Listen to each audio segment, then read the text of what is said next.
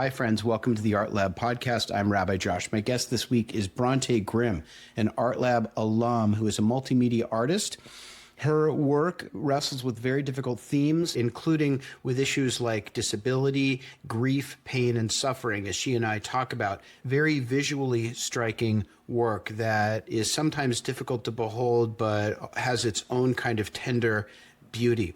Bronte and I have a conversation that's about the experience of October 7th, as she was in the cohort that began just after that event, and how it affected her work, and how other aspects of her identity melded with her Jewish identity find their way into her creative process. You can find this podcast, as with our others, at our YouTube, whose new name is Art Lab Podcast, and whose handle is @the Art Lab Podcast, where you can watch the conversations on video. In this case, Bronte is not actually on the screen, but over the course of the conversation, we have woven into the video different examples of her work as she and I are speaking. You can see images of her work. I think you'll enjoy this conversation with Brontë Grimm, and I hope you give it a listen. Again, please make a note of it. Our new YouTube handle is @the Art Lab Podcast, and the name of the channel is Art Lab Podcast. Thanks so much for listening and watching. Brontë Grimm, welcome to the podcast. Thank you so much for having me. I actually wanted to begin by talking about a specific piece of yours and asking you about it, because I feel like so many interesting aspects of who you are come through in that work. And I wanted to ask you about the piece that you created for the Art Lab exhibition. And I thought I would just briefly describe it, and then maybe you could, if you'd be willing, just to share where that came from. Is that okay? So the piece is called We Too Bleed Red. So it's visually very striking. Essentially, there's this like cube of red thread hanging, if you can get a sense of what I'm talking about, like a tower of red threads hanging 10, 11 feet on the ground, and very thin little red threads. And it's very visually very beautiful. It was a gorgeous red. I want to know if you can just tell us what that work was supposed to represent, and just take us inside the process of creation. My intention was really to come in and make a short film. And then October 7th happened, and it was deeply impactful. And I've always been a kind of person that's felt on the outside of political, demographics, in that I'm a person that makes those kinds of decisions morally and spiritually. So I want those things to align. And as much as progressive spaces love to talk about being inclusive, as a physically disabled as well as chronically ill person, that there's a lot of talk of accessibility, but not a lot of action. And then there's the, discovering anti-Semitism in these same spaces. So I've kind of always felt like an outsider. And I felt like within the discourse that was surrounding October 7th, I once again was feeling like an outsider, but at the same time, after, really finding shared views within Art Lab within different people talking about their experiences, and how beautifully diverse the perspectives were just within our cohort. And it became really apparent with everyone's perspective, everyone's vulnerability, that creating a space for grief became basically the only thing that I could think about. If I recall correctly, our very first meeting was like a week after October 7th. I think we met in mid-October, something like. All of that kind of background knowledge is necessary to know, like, well, why would you create this space of grief? So coming from a very Jewish mysticism inclined art focus, that I created a piece that tapped into the symbolism and the Kabbalistic nature of the materials around us, as well as text. And in order to really like reinforce this space that I wanted to create, and I wanted it to be evocative of feeling like almost like a waterfall of life. Yeah. And both in a positive and negative way, in that it's simultaneously blood, but there's also, you know, blood is life. And so the frame, it's like this square frame with a wire mesh, and tied every inch in the mesh is a strand, a 12-foot strand of red thread. And which that the reason is 12 feet is because of the 12 tribes.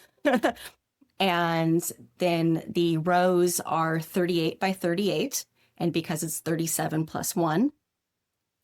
And 37 plus 1 is a Kabbalic number. It is a wisdom, but also specifically in this context, it is creating the potential for divine manifestation. On the one hand, it was this gorgeous, very precise looking 12 feet tower of thread. But then if you looked at the floor, it evoked the sense of blood kind of pouring out. And it was, you had in mind the hostages. I had in mind that it was hostages, and then the feeling like I didn't want more bloodshed in my name. Right. And that was the last thing that I wanted, that the purpose of the piece was to honor those that have died, as well as those that are continuing to die. Right. I was really grateful that I got to do with it was on the day of the opening of the exhibition, I did a performance art piece with it where I invited people to sit Shiva with me. And in that allowance of and invitation into this space where I am grieving, this is my active process of grief, and inviting people into that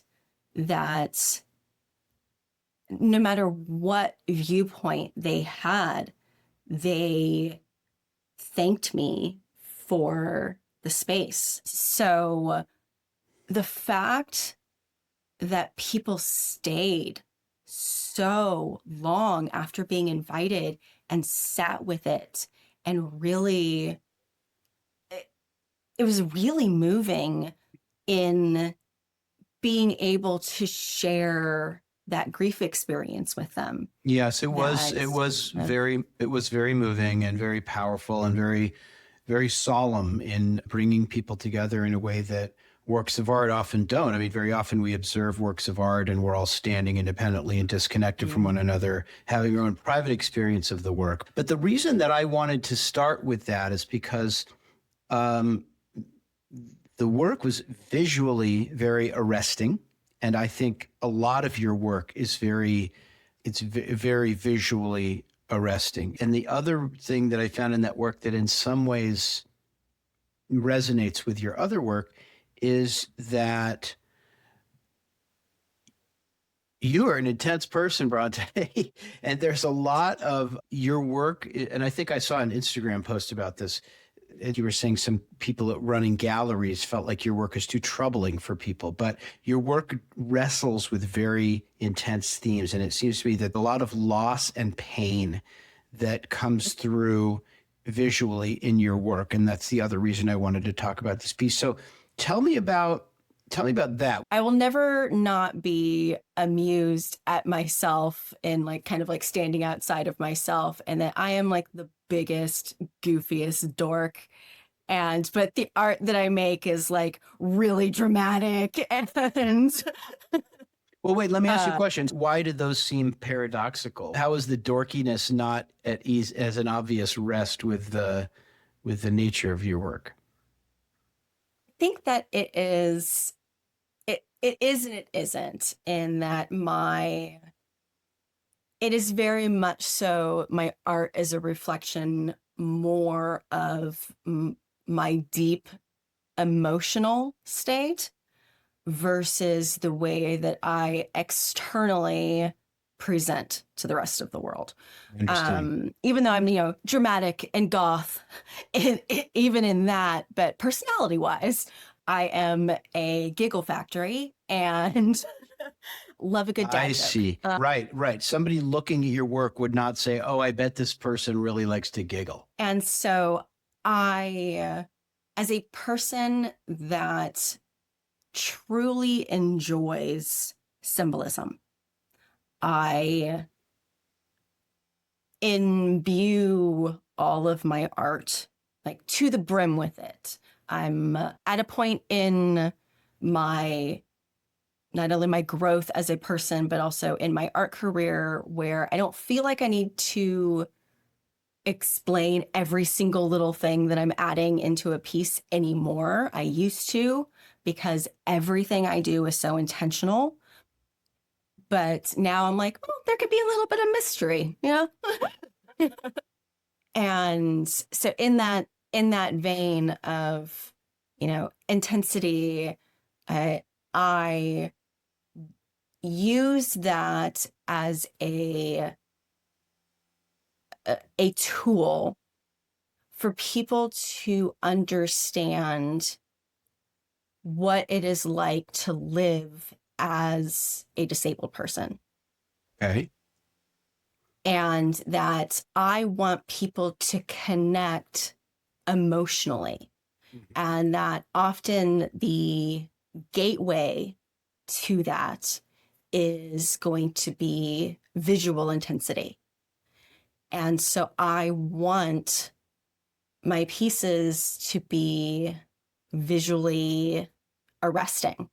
I'm pulling up some of your images that will work their way into the conversation we're having for those who are watching on YouTube. So in creating these pieces, I want people to be sometimes disturbed.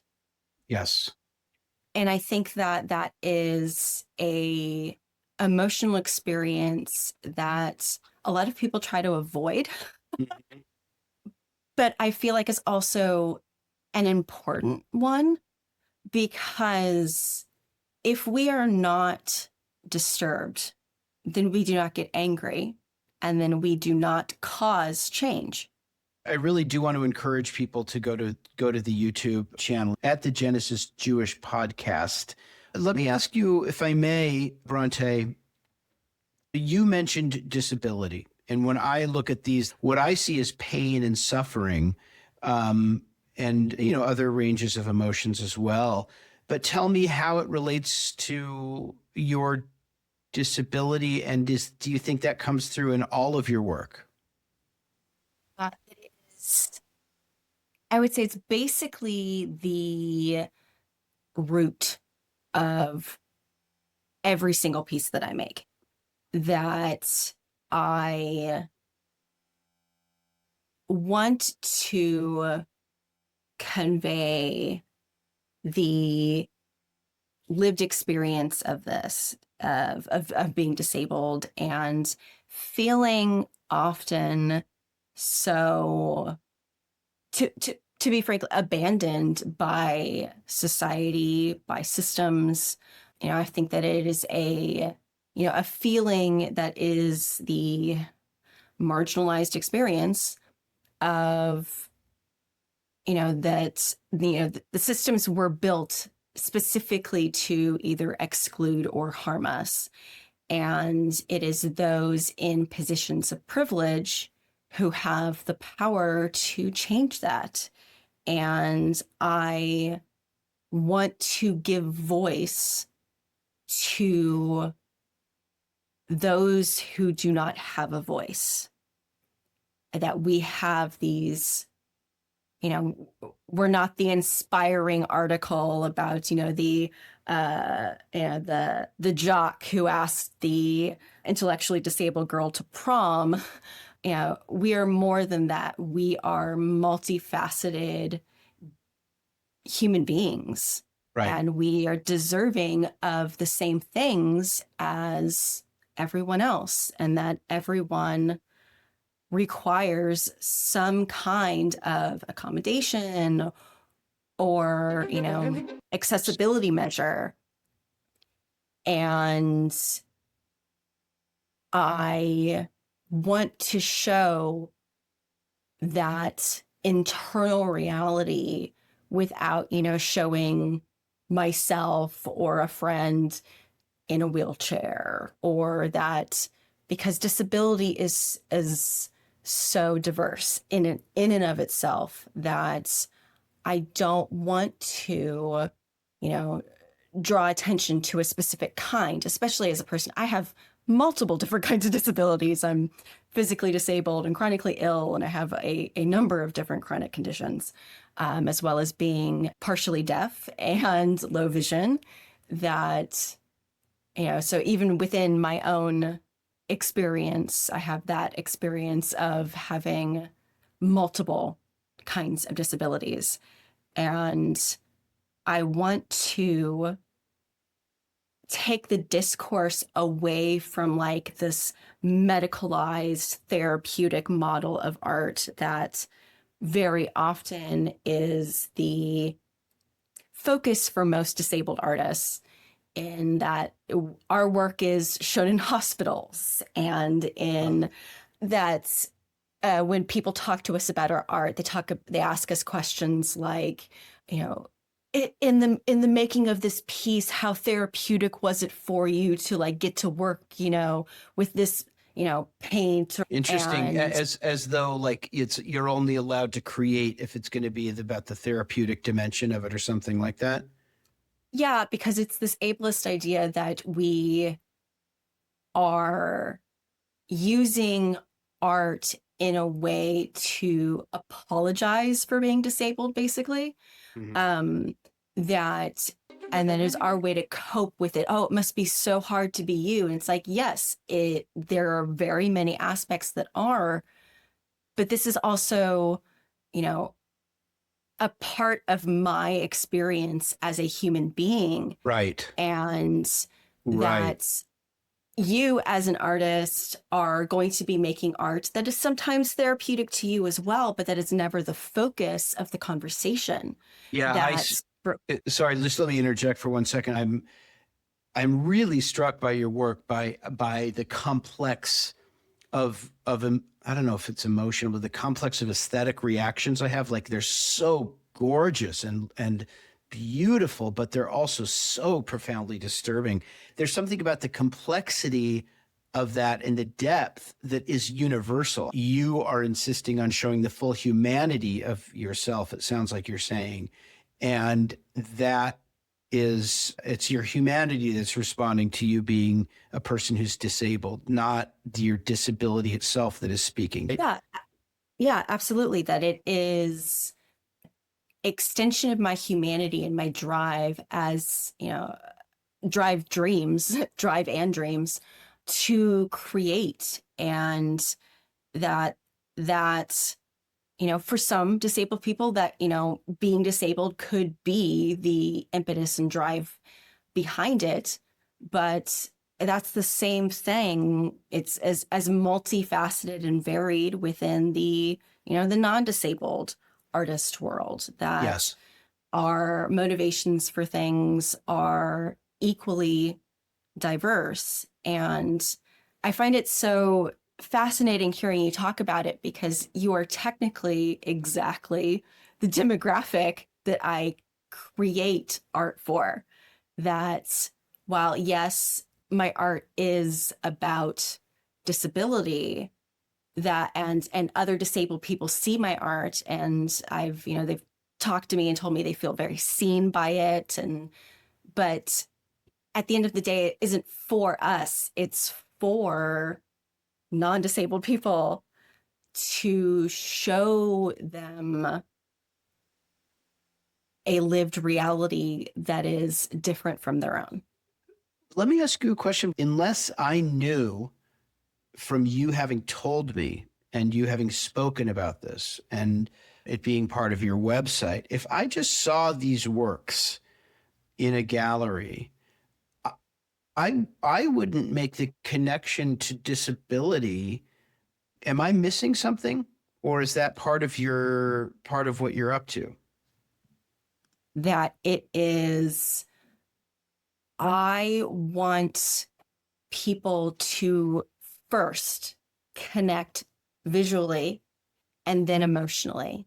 And that's the most important part of it, that once you have that connection and then, you read the plaque on the wall and you Okay. find out what it's about. I see. So you do use the texts on the wall or other framing devices as a way to kind of more explicitly or to quite explicitly tell people what's on your mind. So it's not just they're faced with this luminous, beautiful picture that's disturbing and they don't know what to make of it and they walk away. They will hear your voice at some point, literally telling them what this is coming from. Yes.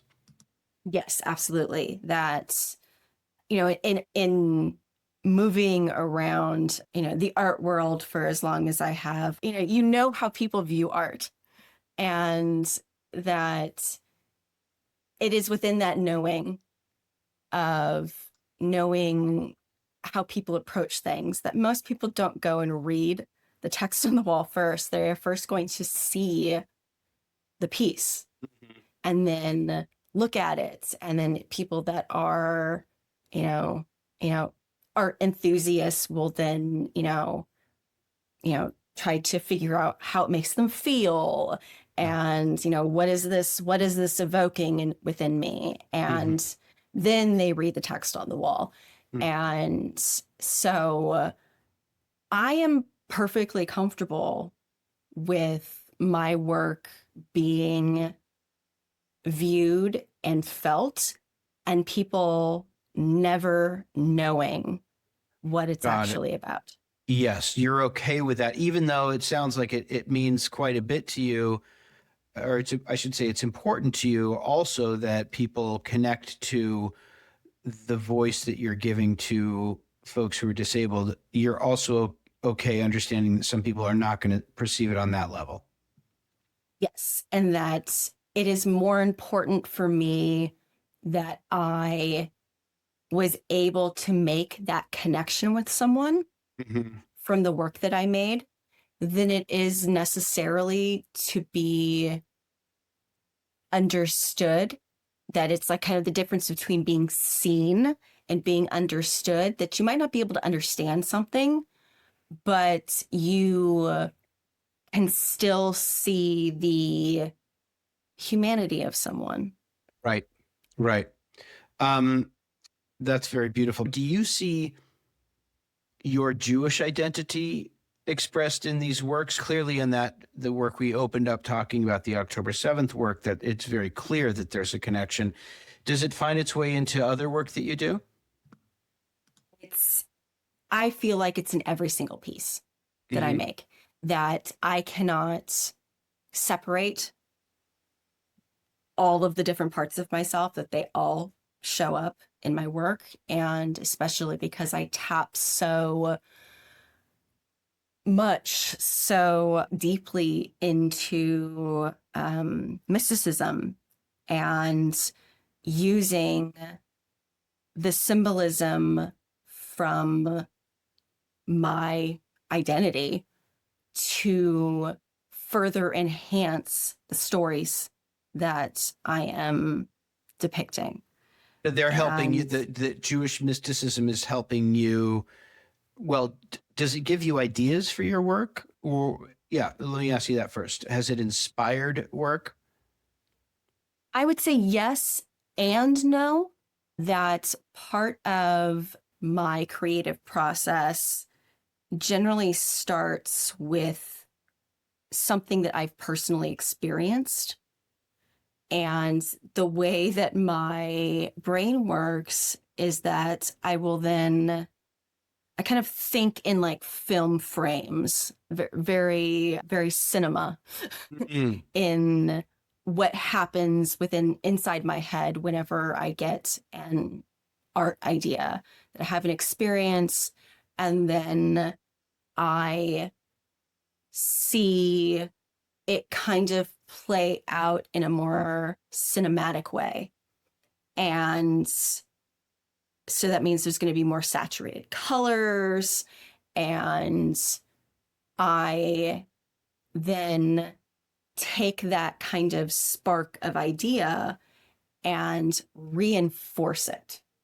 And that is where, for me, that's where all of my research and where all of my deep love of really symbolism in and of itself, but Jewish mysticism really takes hold of the piece, because it is a way to, for me, spiritually reinforce what I'm trying to say.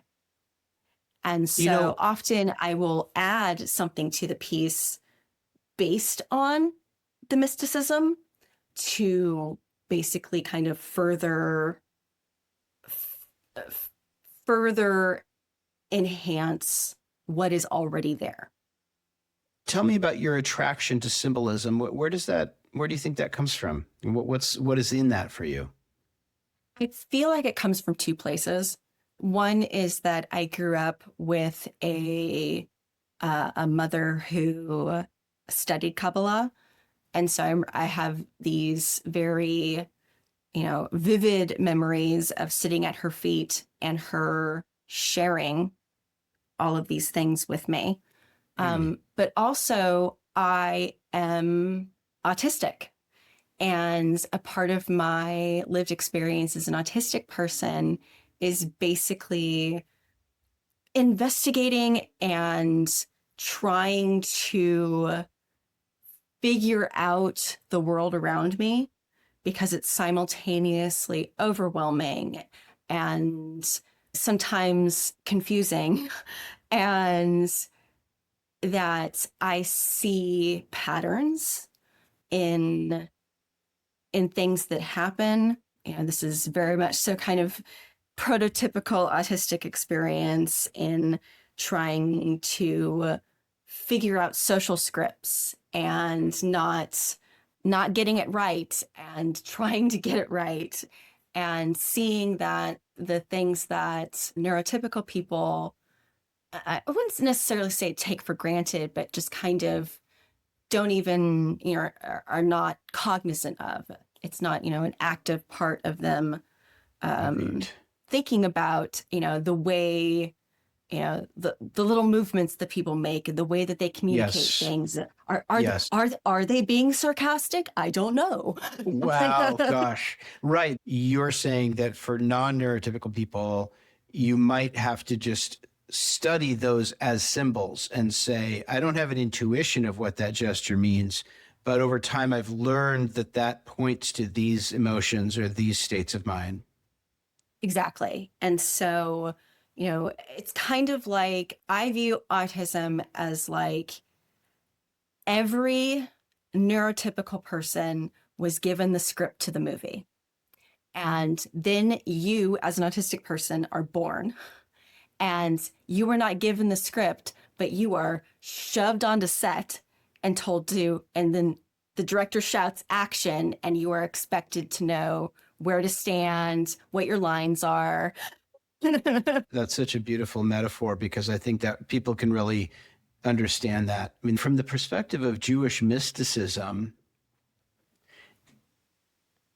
not everything is a symbol, right? Yes. All of reality is a symbol, or maybe to put it slightly more accurately, when we see the world, we are not seeing the thing in itself, right? We're seeing some representation of a much, much, much, much deeper truth. And Jewish mysticism tries to help us see that the symbolism of the text in the Zohar, for example, is certainly an important layer, but ultimately everything in the physical world is pointing to some greater thing that is different from it. So yeah, that's so fascinating. So it was your own, just to sum up, so it was your own experience of Jewish mysticism through the teachings of your mother and your mother's interest and your experience as an autistic person that's made you embrace symbolism as part of your creativity. Yeah. And that when you were describing, what it is, you could have been describing my art. Yes. Say more. uh, in that there's, everything means something, Yeah. and that I am mirroring the mysticism in what I create, which I feel like is also a calling in a way, that I am called to create in this specific way, in this very methodical way, because I am, you know, you know, a spiritual being. And for me, it feels like this kind of natural extension. And I know that, not everyone, is approaching their art practice in such a super methodical and very regimented manner.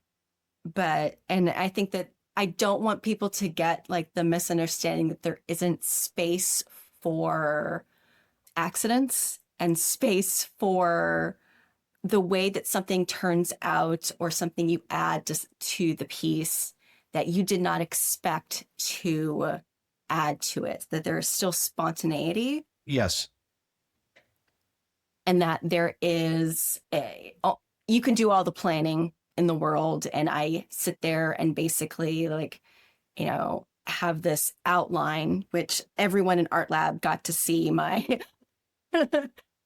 deeply, deeply thought out meaning behind my works, that there is still space within that to have a spark.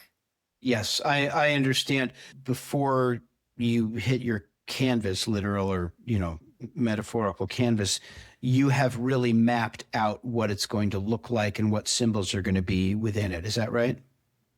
That's correct. Yeah, that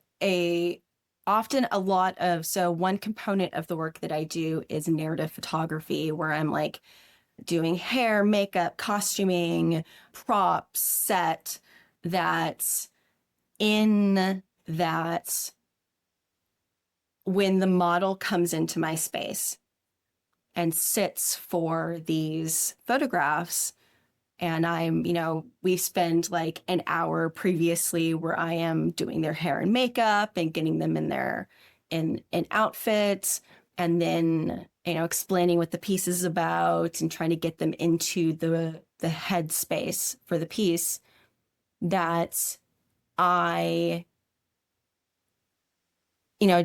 kind of give them guidelines about like, this is kind of what I'm looking for, but at the same time, trusting that once they understand what the piece is about, that there is still freedom there for that person who is separate from me and has their own lived experience and their own ideas, that they can express those same feelings in a way that I did not anticipate. I understand. Yeah, I think that magic kind of comes through. I'm just seeing that sense of deliberateness or methodical, but it makes me wonder whether there are some artistic traditions that you are drawing on, your influences. Who has influenced your work as an artist? I would say probably my largest influence is the German Expressionist movement. And because they were equally obsessed with symbolism, and many of them, a great many of them were Jewish. Okay. And They were viewing it from the perspective of one, the art that came before them and the art styles that were very prominent at the time. And it was kind of not so much a backlash, but a response yes. to current circumstances, to the politics of the day, Mm-hmm. to shine a very vivid light on the experiences of mostly marginalized people. And it very much so drew me in from a very young age. That Right. from the paintings, which if you look at German Expressionist paintings, that they are often use a lot of red. As you very often do. Yeah. And then there's the stark contrast within the films, the shadows, the way that it makes you feel. It really taps into this kind of subconscious unease. Well, that definitely resonates with the work that you do, right? There is that sense of unease. Yeah. Yeah, yeah. So I just found something from the Tate Gallery. It sounds like this captures some of what you're talking about. Yes, very much so. Okay. And again, for those yeah. listening, again, we do have a YouTube channel right now. It's called At the Genesis Jewish Podcast on YouTube, and you can see some of the images that we're talking about. And I've been scrolling through. Given we began by talking about October 7th, we talked about the ways in which your Jewish interest and identity come through in your creative process. And we talked about also that, you didn't want any more blood to be shed. And I'm wondering, I've heard from other artists that it's been a difficult time to be a Jewish artist, regardless of where one places oneself on the political spectrum. And I'm wondering what it has been like for you to be a Jewish artist, so in touch with her Jewish tradition in these last few years. It is as a journey that one was not surprising because I had experienced quite a lot of anti-Semitism throughout my life. So I kind of braced for it as one does, like they're in a car accident. Interesting. Yeah, you kind of sensed that this was going to happen. Yeah.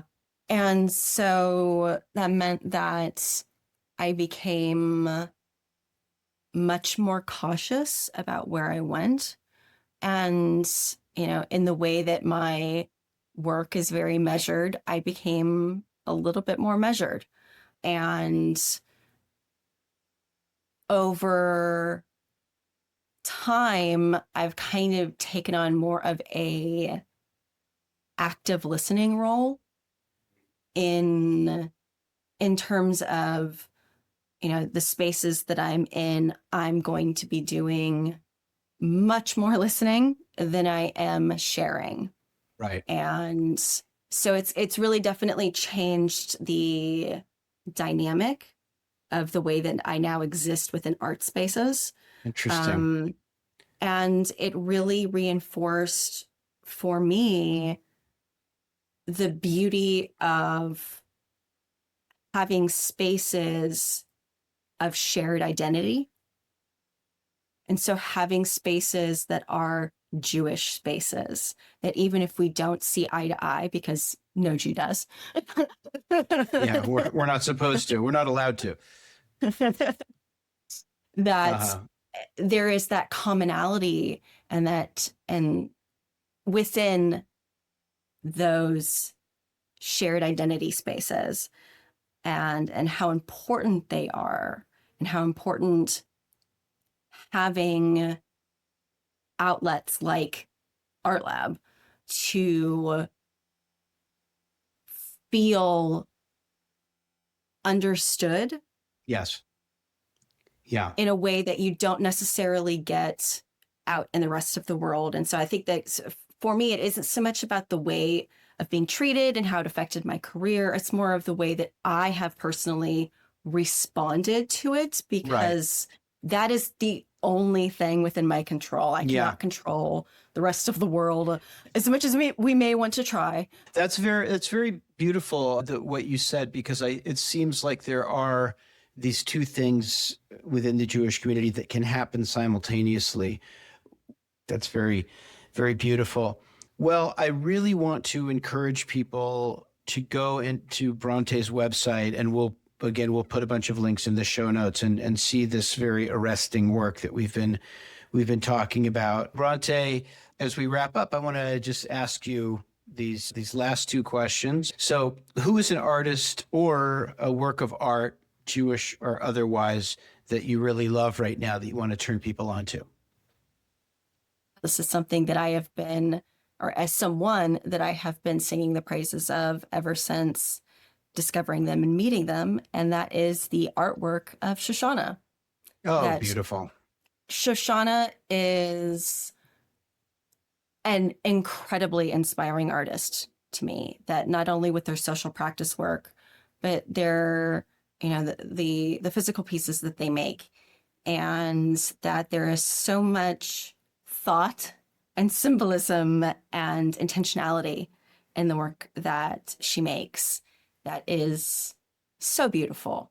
And it is that her passion and love and generosity of spirit are so evident within the work that she makes. And so I felt really, really honored when I was able to go through like the entire Art Lab experience and then learn about this incredible woman and this incredible artist and become a huge fan. It's true. Bronte's talking about Shoshana Guggenheim Kedem, who is known to listeners of this podcast as the director of Art Lab. And it's funny because within some circles in Portland, she's known as the Art Lab director. But as Bronte's pointing to, she has her own work as an extraordinarily talented visual artist, and send it to you. Okay. And then most important, what is the best Jewish food? Kugel. Absolutely. Sweet or savory? Sweet. Yeah. Yeah. That's a good. Yeah. Yeah. Noodle kugel is, it is where it's at. And that is the correct answer. That is the correct answer. But no, actually, the reason I love that question is that every answer is the correct answer. But noodle kugel, sweet noodle kugel is just so good. Bronte, this has been an absolute pleasure. I love the work you're doing. I love how you talk about it. I'm really grateful for your time, and we'll see each other soon, I hope. All right. Thank you so much for having me. Bye. Bye.